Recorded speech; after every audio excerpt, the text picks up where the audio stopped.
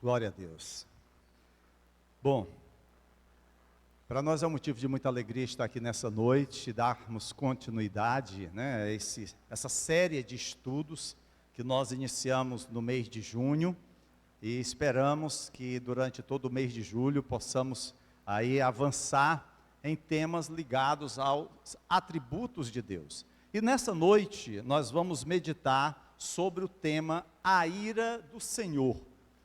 Eu sei que em nossos dias há um certo desinteresse em muitas igrejas evangélicas sobre esse tema.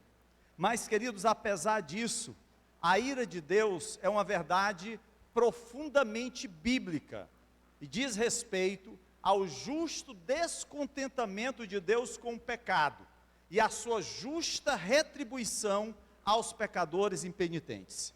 Por um lado, a ira de Deus relaciona-se ao descontentamento de Deus com o pecado, com a rebeldia, com a iniquidade do homem. E ao mesmo tempo, a ira de Deus é uma justa retribuição com relação àqueles que não se arrependem dos seus pecados. Mas o que é que as Escrituras dizem acerca da ira de Deus? Qual a importância dessa doutrina para o bem do Evangelho, da teologia e do discipulado cristão? Em nosso culto de ensino, nós procuraremos responder a essas duas perguntas, crendo que em nosso relacionamento com Deus, nós não podemos desconhecer, descrer ou desvalorizar tão valioso ensino para a nossa vida. Infelizmente, atualmente, a ira de Deus é uma verdade estranha e até mesmo indesejada. No entanto, esse é um tema que atravessa toda a Bíblia, e um cristão deve investir em conhecer esse Deus que é amor, luz e vida, mas que também é justiça, que também tem diante do pecado, diante do pecador, o seu juízo. Há um grande homem de Deus do passado, de nome Jonathan Edwards, pregador, missionário americano do século XVIII, que ele pregou um sermão que ficou conhecido mundialmente, e talvez você já tenha visto, ouvido ou lido esse sermão, porque foi depois feita publicação de um livro com esse sermão. O nome é Pecadores nas Mãos de um Deus Irado. E essa mensagem impactante que comoveu a igreja naqueles dias e durante muito tempo, ela está baseada no livro de Deuteronômio, capítulo 32, versículo 35. Mesmo assentados, eu queria que você pudesse aí acompanhar a leitura da palavra de Deus. Diz assim, Deuteronômio 32, 35. Esse é apenas um dos muitos versículos que nós vamos estar lendo nessa noite, tá bom? Diz assim a palavra de Deus: a mim pertence a vingança e a retribuição. No devido tempo, os pés deles escorregarão. O dia da sua desgraça está chegando, e o seu próprio destino se apressa sobre eles. Essa é uma fala de Moisés diante da dureza, da incredulidade de muitos gentios, das nações que não se convertiam a Deus, e até mesmo diante do coração endurecido de muitos israelitas. Em sua pregação, Jonathan Edwards ilustra a posição perigosa do perdido. Aquelas pessoas que não têm Cristo balançam sobre as chamas do inferno como uma aranha sobre uma vela. Essa e outras pregações de puritanos acenderam o avivamento de colocar a salvação no contexto da santa ira de Deus. O que Jonathan Edwards fez foi trazer a temática da ira de Deus, trazer a temática de rejeição de Deus ao pecado humano para a igreja. A igreja estava numa situação muito cômoda, acomodada. E aí Jonathan Edwards traz uma mensagem poderosa para mexer nos pilares da igreja daqueles dias, para que as pessoas pudessem olhar para si e verem as suas vidas e a necessidade de um conserto com Deus.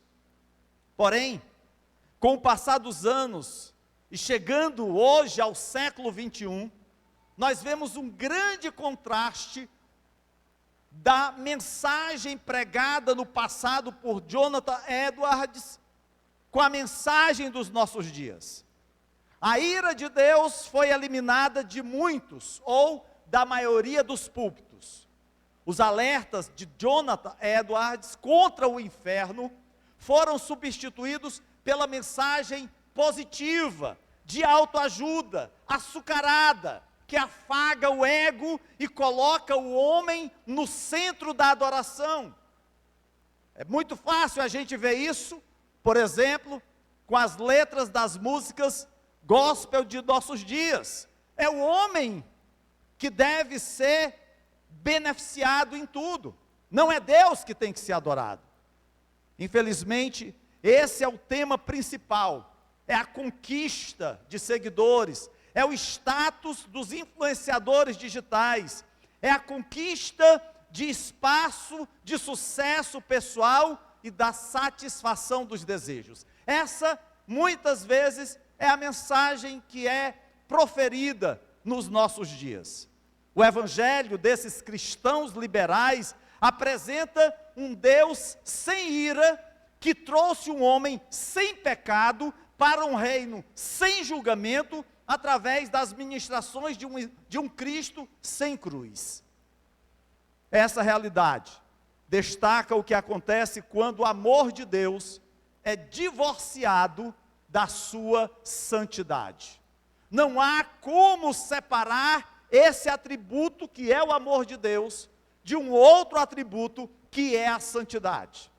Sem uma compreensão clara da ira de Deus pelo pecado, o caráter de Deus se torna disforme, e o universo se inclina para os indivíduos humanos, e não para Deus. Assim, a ira passa não a ser um atributo divino, recebido pelas pessoas. No entanto, o Deus da Bíblia permanece o mesmo, como o profeta Naum, no seu livro, no capítulo 1, verso 2, declara: o Senhor é Deus zeloso e vingador. O Senhor é vingador, seu furor é terrível. O Senhor executa vingança contra os adversários e manifesta o seu furor contra os seus inimigos. Pastor, isso tem na Bíblia? Lá no livro do profeta Naum, você vai ver o zelo de Deus pelo seu povo, o zelo de Deus pela sua igreja, e todos aqueles que se levantam contra os ungidos de Deus serão derrotados. Mas, apesar do que não é pregado nos púlpitos modernos, a Bíblia, amados, está cheia de uma linguagem descrevendo a ira de Deus. Pode ser até que muitos não gostem desse tema. E se você não gosta, eu quero lhe dizer nessa noite, à medida que a gente for tratando das passagens que encontramos na Bíblia, você vai arrancando da sua Bíblia as folhas que tratam dessa temática. E você vai perceber que a sua Bíblia vai ficar desfigurada, porque de Gênesis a Apocalipse, nós vemos Deus se revelando e revelando a sua ira contra o pecador. Mas nos voltemos inicialmente ao Velho Testamento. E é interessante, queridos, que a ira de Deus no Velho Testamento não é uma paixão caprichosa, mas é uma reação severa da natureza divina ao mal. A ira de Deus é a vingança dele, tomada contra todas as formas de maldade do homem. A palavra traduzida pela primeira vez como ira, é encontrada lá em Êxodo, capítulo 22, versículo 24. É o momento em que Deus adverte Israel acerca de maltratar os peregrinos, aqueles que estavam passando pelas terras de Israel. E Deus então declara ao seu povo: com grande ira matarei vocês à espada, suas mulheres ficarão viúvas e seus filhos órfãos. É isso que Deus está dizendo ao seu povo, e está dizendo: olha, vocês se maltratarem aqueles que visitam vocês, aqueles que são peregrinos na terra de Israel, vocês serão mortos. Esse versículo, queridos, captura a severidade de Deus e se aplica não à justiça do povo, não se aplica à bondade do povo, mas se aplica ao pecado do povo. Porque o que Deus está dizendo é o seguinte: olha, quando vocês maltratarem os peregrinos, quando vocês judiarem daqueles que estão entre vocês, vocês serão mortos. Deus advertiu Adão em Gênesis, no capítulo 2, verso 17, quando ele disse: não coma da árvore do conhecimento do bem e do mal, porque no dia em que dela comer, certamente você morrerá. Queridos, nosso pecado tem consequência. Foi isso que Deus disse naquele dia para aquele casal. A morte entrou no mundo através do pecado de Adão, conforme está escrito em Romanos capítulo 5, verso 12. Portanto, da mesma forma como o pecado entrou no mundo por um homem, e pelo pecado a morte, assim também a morte veio a todos os homens, porque todos pecaram. Todos nós pecamos, e por isso nós enfrentamos a morte. Por isso nós temos que passar pela morte. Muito antes da palavra ira ser encontrada na Bíblia, essa palavra já é testemunhada na história humana. É isso que a gente vê, por exemplo, lá em Romanos, aonde a morte é o castigo de Deus sobre todo o pecado. É como Moisés que nos leva no Salmo 90 a refletir sobre a iniquidade, sobre a brevidade da vida. Tudo isso, queridos, é uma marca da vida humana. Dessa forma, a ira de Deus é uma realidade comum e inescapável em nosso mundo amaldiçoado pelo pecado. Cada cemitério é um testemunho vivo da ira de Deus. Cada funeral é um lembrete de que a morte eterna nos espera a todos, a menos que nos refugiemos no portador da ira de Deus, que é Jesus. Se nós não nos refugiarmos em Jesus, não há escapatória. É isso que a Bíblia diz: não há outro caminho. Só Jesus é que pode nos conduzir ao perdão de Deus. Para que a ira de Deus não desça sobre nós, nós precisamos estar refugiados em Jesus. É por isso que nós, enquanto igreja, temos uma grande responsabilidade de pregar a mensagem de Cristo. Um dia alguém pregou e nós confessamos a Cristo. Hoje nós somos privilegiados de estarmos na casa do Senhor, mesmo com tantas ausências, queridos, mas nós somos privilegiados, porque outrora estávamos no mundo, outrora estávamos perdidos, outrora éramos escravos do diabo, outrora estávamos fadados ao inferno, mas Ele nos resgatou, Ele nos comprou com um alto preço. Não foi mérito seu, não foi mérito meu, foi Deus na nossa vida. O que encontramos no Velho Testamento, queridos, é que a ira de Deus em relação ao pecado é algo real e mortal. Por exemplo, o exílio de Adão e Eva do Éden, eles tinham o paraíso nas suas mãos, mas o pecado os lançou fora dali. Para não falar do dilúvio, para não falar da destruição de Sodoma e Gomorra, para não falar da derrota de Faraó e seu exército no Mar Vermelho, para não dizer acerca da incineração de Nadab e Abiú. Tudo isso é exemplo da ira de Deus. Embora apenas Levítico 10, verso 6, use a palavra ira divina, cada um desses casos relatados no Velho Testamento mostra o zelo de Deus por sua santidade.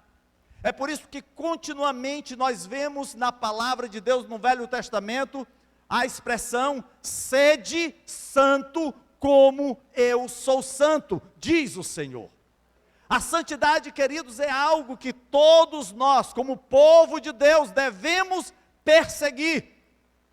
E isso, amados, é um embate diário, porque a nossa mente está manchada pelo pecado, a nossa boca está maculada pela iniquidade. As nossas atitudes refletem um homem pecador. Através da intervenção divina, é que nós podemos ver a ira de Deus aplicada plenamente nos homens. É importante ressaltar, queridos, que a ira de Deus nunca é precipitada, nunca é desconectada dos demais atributos divinos. Moisés declara lá em Êxodo, capítulo 34, verso 6, Jeová, o Senhor, Deus misericordioso e piedoso, tardio em irar-se e grande em paciência e verdade. Olha só quantos atributos de Deus: misericordioso, piedoso, grande em paciência e verdadeiro, tardio em irar-se. Tudo isso é atributo de Deus. É por isso que nós não podemos separar e dizer assim: o Deus do Velho Testamento é um Deus irado, e o Deus do Novo Testamento é um Deus amoroso. Mas nós vamos ver que quem fala mais acerca da ira divina são os evangelhos, é o próprio Jesus, é quem mais fala acerca de inferno. É Jesus no livro de Apocalipse que revela todo o peso da condenação de Deus para com os ímpios. Lá em Joel capítulo 2, verso 13, a palavra de Deus diz: rasguem o coração e não as vestes, voltem-se para o Senhor, para o seu Deus, pois Ele é misericordioso e compassivo, muito paciente e cheio de amor. Esse é o Deus que nós servimos. É um Deus que não se agrada da morte do ímpio, porém, aquele que não se arrepende, aquele que não volta-se para Deus, já está condenado. Lá no livro de lá no livro de Números, capítulo 14, versículo 18, diz: o Senhor é muito paciente e grande em fidelidade, e perdoa a iniquidade e a rebelião, se bem que não deixa o pecado sem punição. Deus perdoa, Deus nos limpa de todo o pecado, mas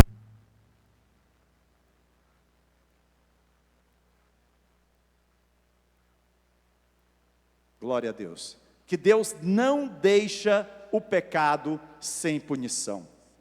De Gênesis a Malaquias, nós encontramos um testemunho constante da ira de Deus contra o pecado. Isso foi verdade em todas as nações e em todos os períodos da Bíblia. Agora, queridos, vejamos no Novo Testamento. Alguns argumentam que o Deus do Novo Testamento é um Deus totalmente amoroso, em contraste com o Deus do Velho Testamento, que é totalmente vingativo. O Deus do Velho Testamento é um Deus vingativo, enquanto que o Deus do Novo Testamento é um Deus amoroso. Mas será que é isso mesmo? Tal divisão das Escrituras, queridos, não corresponde aos dados bíblicos. Do ministério de João Batista, que fala acerca daqueles que estão ali, e ele os chama de raça de víboras, até o livro de Apocalipse, que fala acerca da ira do Cordeiro, nós vamos ver que são várias vezes que o julgamento de Deus está presente. Em Atos, no capítulo 10, versos 42 a 43, nos é dito: Ele nos mandou pregar ao povo e testemunhar que este, falando de Jesus, é aquele a quem Deus constituiu juiz de vivos e mortos. Todos os profetas dão testemunho dele, de que todo aquele que nele crê, recebe o perdão dos pecados mediante o seu nome. Jesus, ele é juiz, ele julga vivos e julga mortos, e ele é aquele pelo qual nós recebemos perdão dos nossos pecados. As palavras de Pedro em Atos indicam, queridos, como Cristo cumpriu todas as promessas proféticas e advertem a igreja acerca de um julgamento futuro. Essa promessa de julgamento futuro atravessa o Novo Testamento e serve de pano de fundo para a mensagem da salvação. Nós não podemos separar a mensagem da salvação acerca da ira de Deus. Veja, Jesus veio para salvar seu povo da ira de Deus. João Batista, enquanto pregava o caminho para Messias, ele advertiu acerca da ira vindoura, conforme está lá em Lucas 3:7. João dizia às multidões que saíam para serem batizadas por eles: raça de víboras, quem lhes deu a ideia de fugir da ira que se aproxima? João não tinha meias palavras, João era curto e direto. Não vou dizer que ele era grosso, não, era direto. Ele ia logo dizendo para a multidão, as multidões afluíam para serem batizadas. As pessoas procuravam uma novidade, não é muito diferente dos nossos dias. As pessoas gostam de novidade. E à medida que novas novidades vão surgindo, as pessoas vão concorrendo para cá, para lá, e se esquecem das verdades da palavra de Deus. Porque o que importa é a novidade.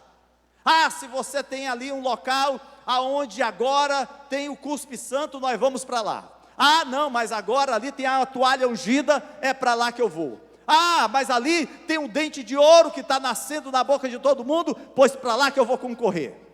Nós gostamos de novidades. Precisamos buscar a seriedade da palavra de Deus. É por isso que João Batista foi tão incisivo em dizer: raça de víboras, quem lhes deu a ideia de fugir da ira que se aproxima? O próprio Jesus falava regularmente da ira de Deus. É por isso que lá em Mateus capítulo 18, verso 8, ele fala do fogo eterno. E lá em Marcos 9,48, ele fala do verme que não morre e o fogo que não se apaga. Em João capítulo 3, verso 36, a salvação do Filho está em contraste direto com a ira de Deus. Ele diz: quem crê no Filho tem a vida eterna. Quem não obedece ao Filho não verá a vida, mas a ira de Deus permanece sobre ele. O que Jesus está dizendo é o seguinte: olha, queridos, vocês têm duas opções. A decisão compete a vocês tomarem. Ninguém vai pegar na mão de você e vai puxar para que você faça isso. É você que tem que ter a decisão na sua frente. Se você crê no Filho, tem a vida eterna. Mas quem não obedece, não verá a vida. E a ira de Deus permanece sobre ele. Essa foi a mensagem de Jonathan Edwards para a sua plateia. E a palavra, a história diz que as pessoas que ouviram a mensagem de Jonathan Edwards seguravam nos pilares da igreja, porque tinham medo de cair no inferno. Infelizmente hoje, queridos, nós nos acostumamos com as coisas desse mundo, e tudo é normal, tudo é normal. É por isso que o Senhor nos ordenou para que pregássemos sobre o julgamento de Deus. Mas além disso, queridos, o resto do Novo Testamento, além dos evangelhos, está igualmente comprometido em falar da ira de Deus. O apóstolo Paulo e outros apóstolos falam do julgamento pessoal de Deus. Por exemplo, Romanos capítulo 1, verso 18. A ira de Deus é revelada do céu contra toda a impiedade e injustiça dos homens que suprimem a verdade pela injustiça. E aí Paulo deixa bem claro que a ira de Deus é revelada do céu, não é uma ação do homem contra o homem, é o próprio Deus que manifesta a sua ira. E lá em Romanos capítulo 2, versos 5 e 8, diz: contudo, por causa da sua teimosia, do seu coração obstinado, você está acumulando ira contra si mesmo, para o dia da ira de Deus, quando se revelará o seu justo julgamento. Haverá ira e indignação para os que são egoístas, que rejeitam a verdade e seguem a injustiça. E isso Paulo está falando aos crentes de Roma. Está dizendo, queridos, que nós, enquanto povo de Deus, precisamos mudar os nossos maus hábitos. Lá em Romanos capítulo 5, verso 9, Paulo diz: como agora fomos justificados pelo seu sangue, muito mais ainda seremos salvos da ira de Deus por meio de Jesus. Precisamos nos lembrar, amados, do grande sacrifício de Cristo. Infelizmente parece que a rotina do dia a dia, os relacionamentos conturbados, as dificuldades financeiras, as lutas diárias acabam por roubar a perspectiva da eternidade do nosso coração. Lá em Romanos capítulo 3, versos 5 e 6 diz: mas se a nossa injustiça ressalta de maneira ainda mais clara a justiça de Deus, que diremos? Que Deus é injusto por aplicar a sua ira? Claro que não. Se fosse assim, como Deus iria julgar o mundo?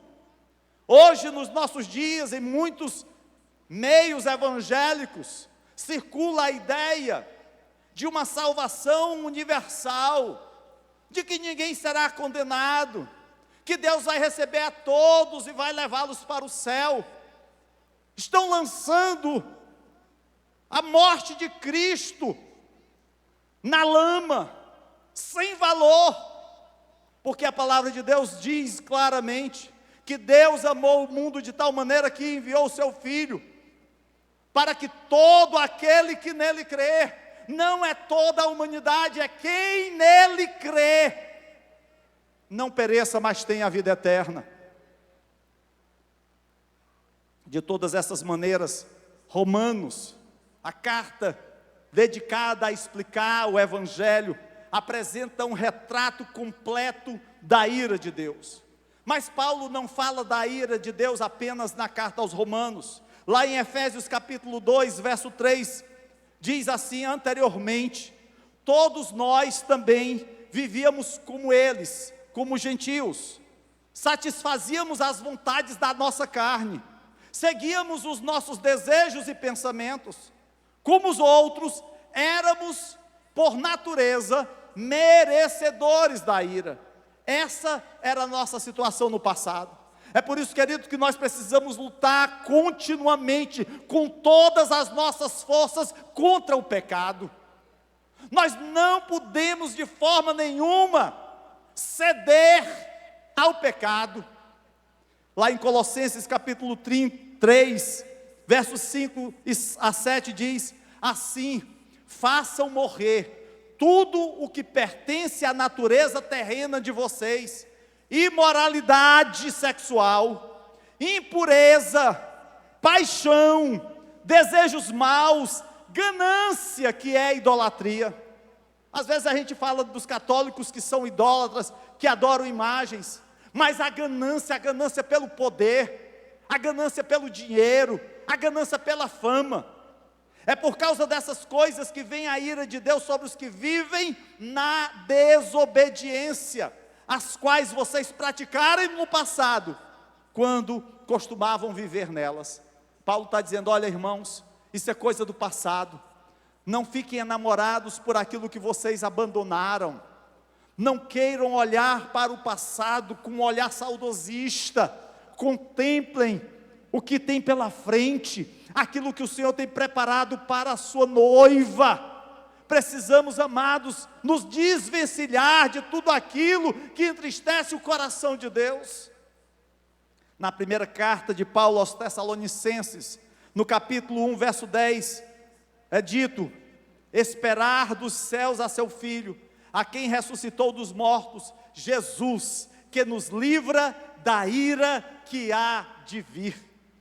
A ira de Deus será derramada sobre esse mundo pecador, esse mundo que é iníquo, esse mundo cheio de maldade. E quem livra a igreja da ira divina é Jesus. Assim como o povo de Israel marcou os umbrais de suas casas com sangue do Cordeiro, você tem o selo do Cordeiro de Deus que tira o pecado do mundo. Você pertence, você é propriedade exclusiva de Deus. O autor de Hebreus, no capítulo 3, versículos 10 e 11, fala da ira de Deus, contrastando a incredulidade de Israel com a fé dos crentes da nova aliança.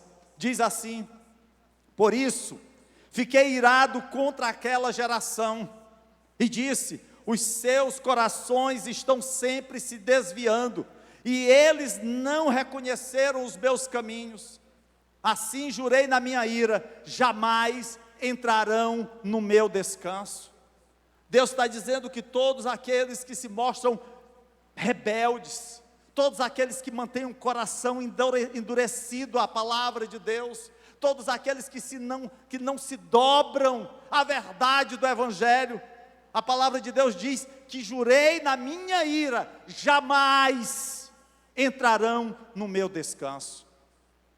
E lá em Apocalipse, no capítulo 6, verso 15 a 17, Deus atribui a ira dele a Jesus Cristo. É descrita como a ira do Cordeiro.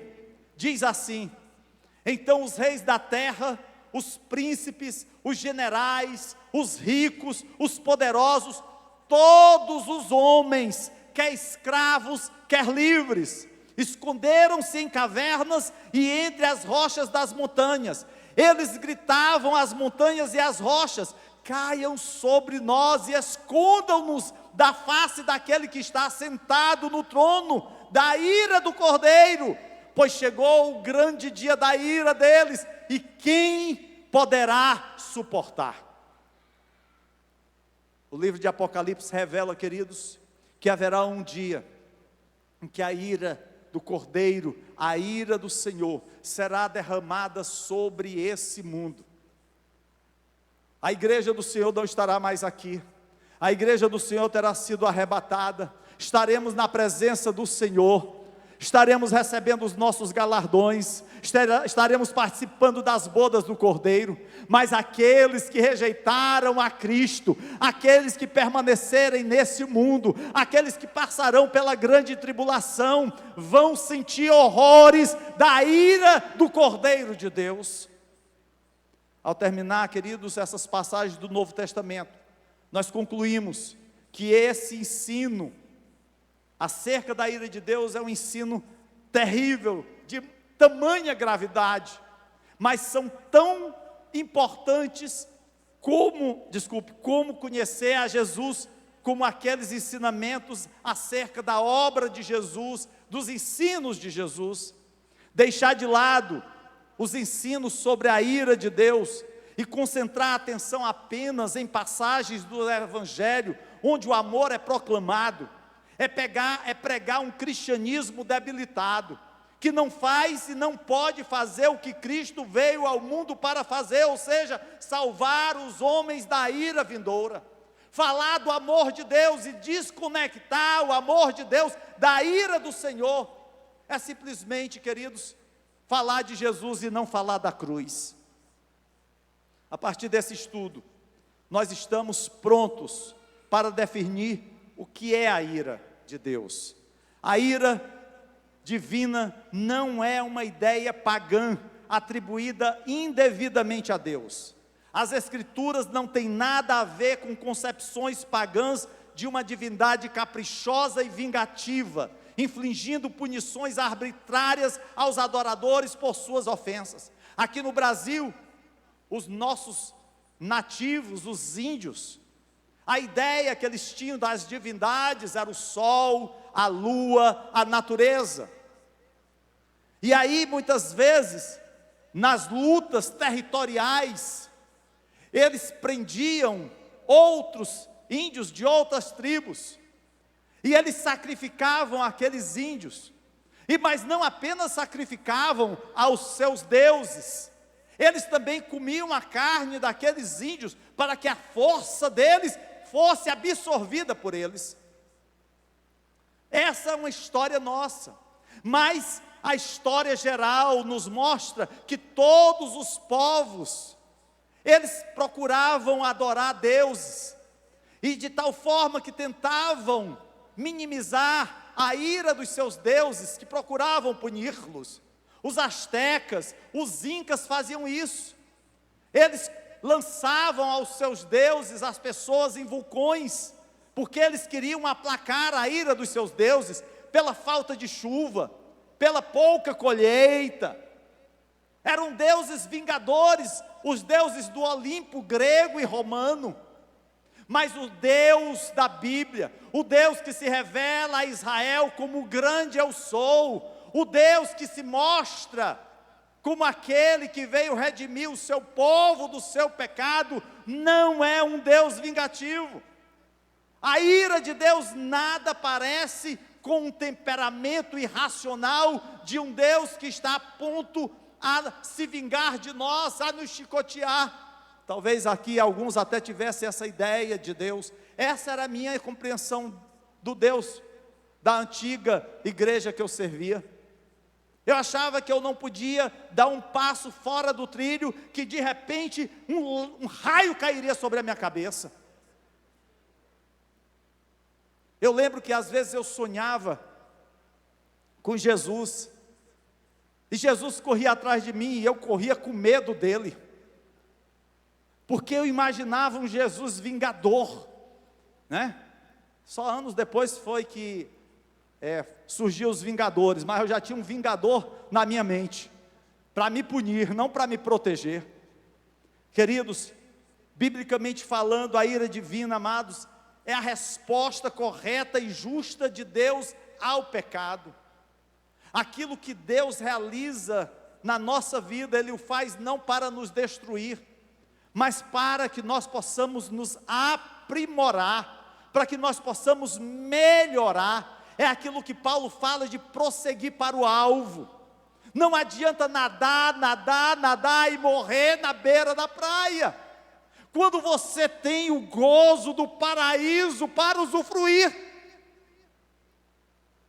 A ira de Deus, queridos, está em perfeita harmonia com todos os demais atributos divinos. A ira de Deus é a santa ação de justiça retributiva de Deus para com as pessoas cujas ações merecem condenação eterna. Aqueles que não temem a Deus, aqueles que não obedecem ao Senhor, aqueles que se rebelam contra o Senhor, terão a justa condenação. Às vezes a gente vê as pessoas dizendo assim: ah, pastor, mas e aquelas pessoas que rejeitaram a Jesus, será que não vão ter uma segunda chance depois de mortas? Queridos, toda a chance lhes foi dada, toda a chance nos é dada aqui nesse mundo. É aqui que nós temos que tomar a decisão de abraçar ou rejeitar a mensagem da cruz. A ira de Deus não é a mensagem principal do Evangelho, é bem verdade. Porém, queridos, o Evangelho bíblico não pode ser entendido sem abordar o tema da ira de Deus. Na cruz, Deus, o Filho, suportou todo o peso do juízo divino, mesmo quando se ofereceu para beber o cálice cheio da ira de Deus, que seria derramado sobre os ímpios. O cálice da ira de Deus seria derramado sobre a tua vida, sobre a minha vida, mas Jesus o sorveu por completo, por amor a cada um de nós. Assim, como aprendemos com as orações de Jesus, lá no jardim, no Getsêmani, não havia outra maneira da ira divina ser removida, senão através da sua morte na cruz. Para todos aqueles que confiam em Cristo, este castigo é removido. Todos aqueles que confessaram a Jesus, esteja certo que não há condenação para a sua vida. O diabo vai procurar de todas as formas lançar alguma dúvida no teu coração, e vai dizer: como pode aquele pecado do passado? Você já esqueceu a traição? Você já esqueceu o que você fez? E você poderá dizer: eu posso não ter esquecido, mas o meu Deus lançou no mar do esquecimento. Essa dívida já foi paga por mim. Mas para aqueles que recusarem a Deus, para aqueles que recusarem a Cristo, a ira de Deus permanece. Lá em João capítulo 3, verso 36 diz: por isso, quem crê no Filho tem a vida eterna. O que todavia se mantém rebelde contra o Filho, não verá a vida, mas sobre ele permanece a ira de Deus.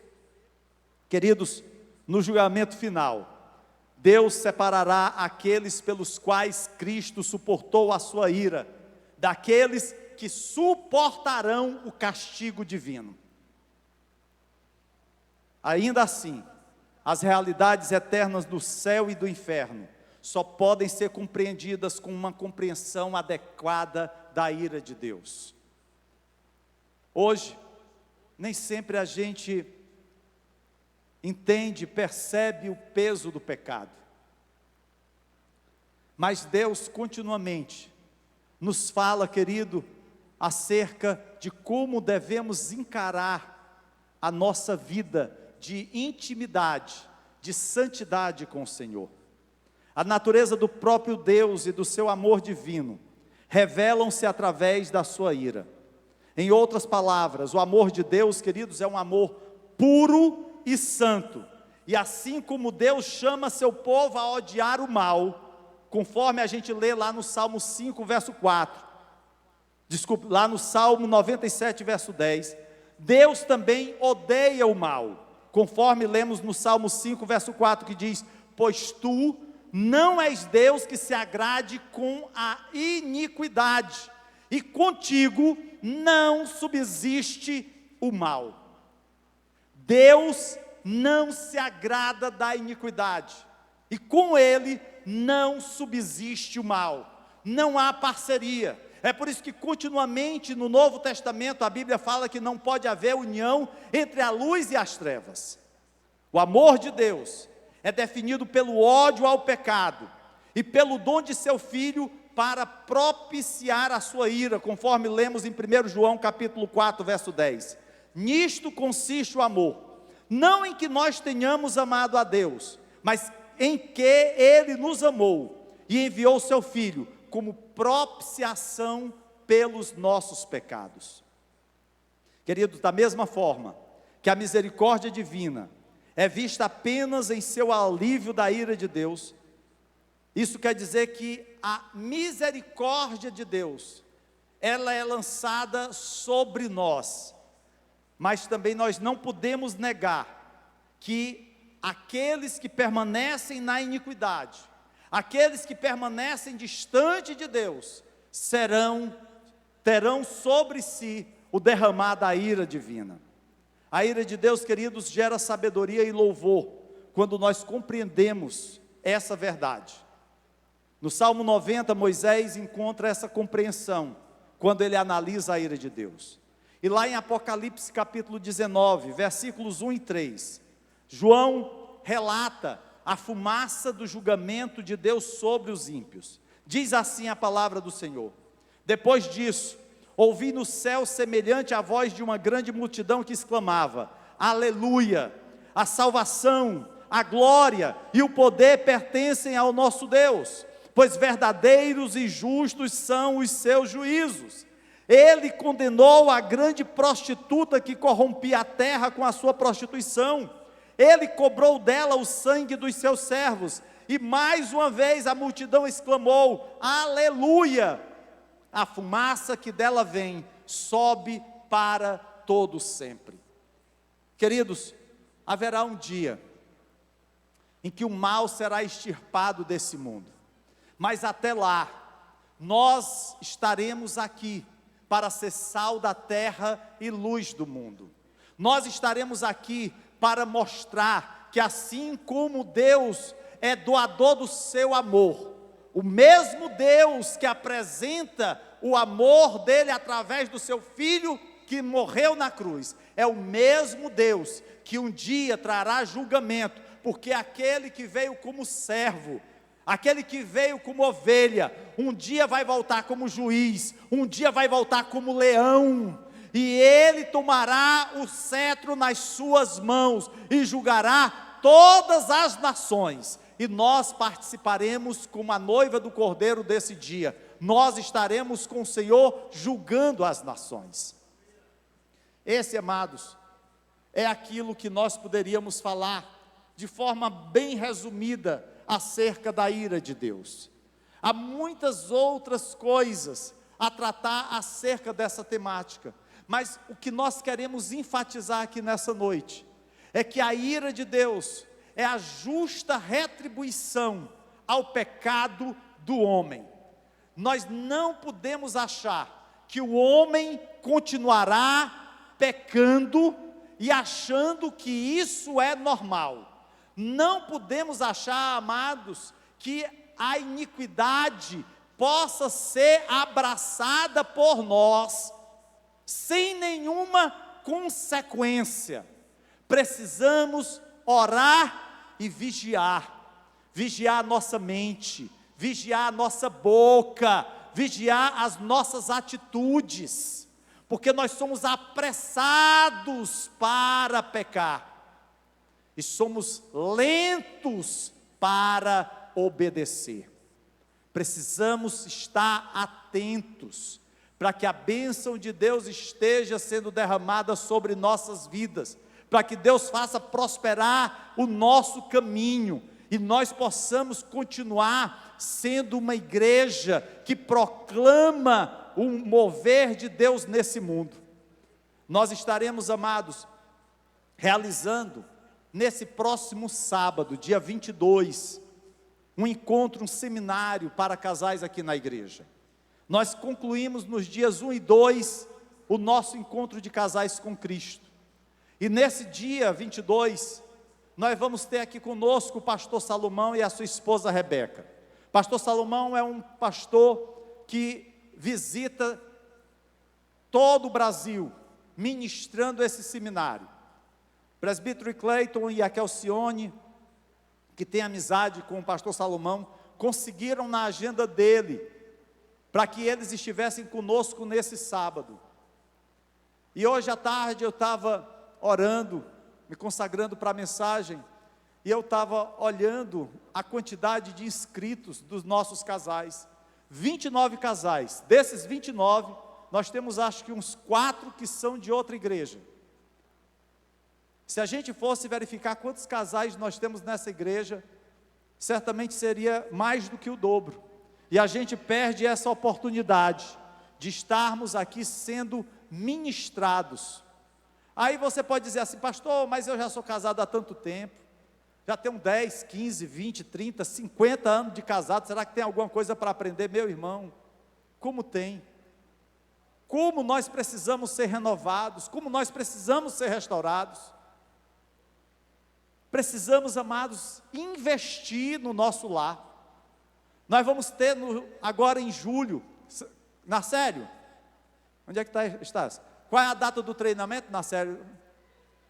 13 e 14, nós vamos ter aqui um sábado e domingo, com treinamento em evangelismo. Precisamos ser uma igreja que evangeliza. Às vezes a gente diz, pastor, evangelizar é para o pastor pregar lá no púlpito da igreja. Não. A mensagem de pregar o evangelho foi para cada um de nós. Pastor, mas eu já estou muito cansado. Então peça a Deus para Ele levar logo, meu irmão, minha irmã. Jesus me mata hoje que eu quero ir para a glória. Pronto, resolvido o problema. Se você não tem mais forças para viver o evangelho, e viver o evangelho é pregar o reino de Deus. A gente fica, queridos, às vezes querendo colocar um enfeite onde não existe. Precisamos assumir a responsabilidade. Às vezes as pessoas dizem assim, pastor, teve o culto, ninguém aceitou Jesus. Quantos visitantes? Não tinha ninguém.